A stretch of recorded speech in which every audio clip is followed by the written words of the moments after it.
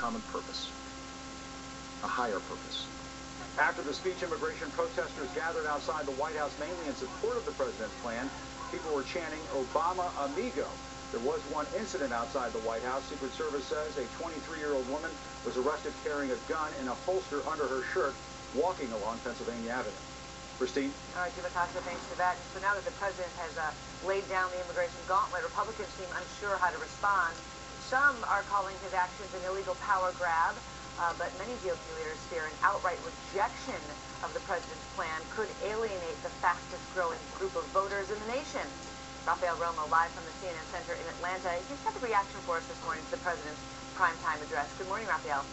Good morning, Christina. As you would expect, there has been mixed reaction to the president's announcement, mainly along party lines. Republicans are deeply opposed to suspending deportations under the president's executive order, while Democrats seem to support the president's decision in general. At an RV park in Donna, Texas, let's focus on people.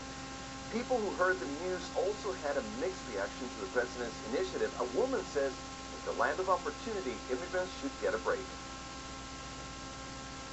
I worry about everybody, about him doing it by himself like that. That is not really kosher. You mean the president taking executive action to do this? I think it should be done through the House and the Congress. I have to really admire the people here because they are very bilingual, they're very helpful, and I think that we should help them as much as we can. Meanwhile, the Pew Research Center has released new numbers based on the president's announcement. According to Pew, the president's executive order would benefit about 2.8 million parents with U.S.-born children under the age of 18, parents who have lived in the country for 5 years or more. It would also benefit about 700,000 parents with U.S.-born children over the age of 18, who have also lived in the country for more than 5 years. And finally, it would add another 235,000 young immigrants who were brought to the country as children by their parents. More or less about 3.8 million people who would benefit by this, Christine.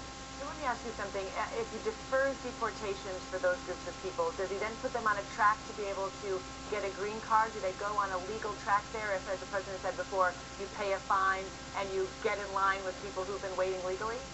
That's what the president has indicated in multiple interviews, multiple times, Christine. But the reality here is that since this is only an executive order, a new president or a new Congress can then take action and undo whatever the president does. So it's really an open question. That's right. The regulation of America's borders and immigration system sits solely in the House, in Congress. That's who writes those laws. All right. Thank you so much, Rafael Romo.